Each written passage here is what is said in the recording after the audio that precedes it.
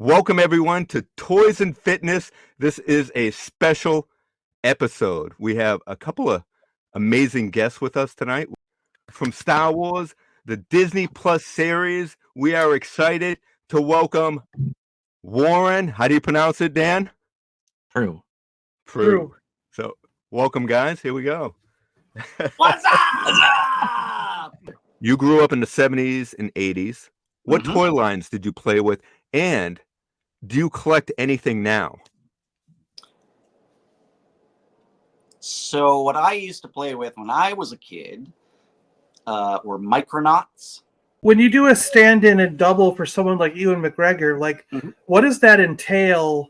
Like, obviously Ewan's in the close-ups, but does that mean that you are in like the scenes where you see him walking away from the camera? Where there was a scene where Grogu was throwing all the stormtroopers around, and then Giancarlo and Dimitri. It was Dimitri and me. We walk in, and he stuns him, and then I put the force cuffs on him.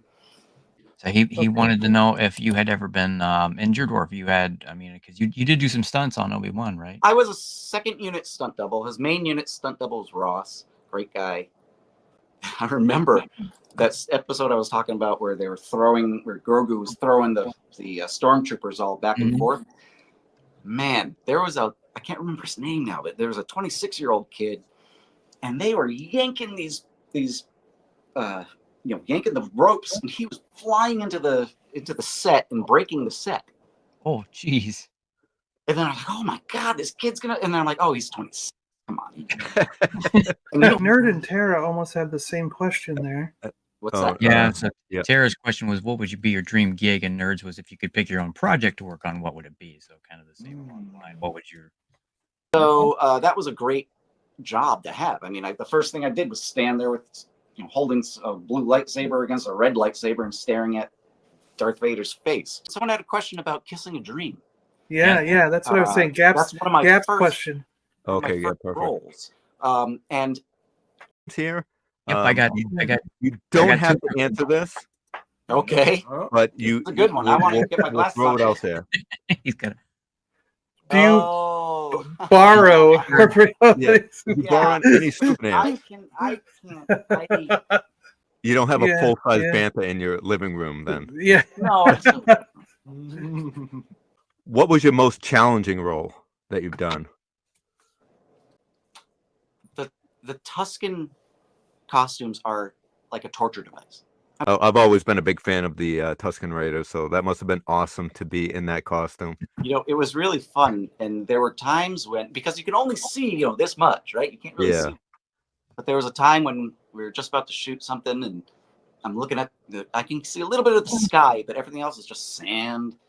And then they call action, and I look over, and there's a Bantha in front, and the Bantha's moving. It's like sticking his tongue out and stuff, and then there's other Tuskens walking around. I was like, wow, I'm really there. That's awesome. I was like, oh, I gotta do something. Yeah. So, do you know what scene you would be in that particular Tusken outfit? When we come through the sandstorm to find him, I'm on the far side with the gun, and then we turn him over. Oh, and then when he's looking up while I'm up, looking over him, and then I tie his hands up. I don't know why they like me to tie everybody's hands up in this galaxy. You must have been a Boy Scout. Typecast.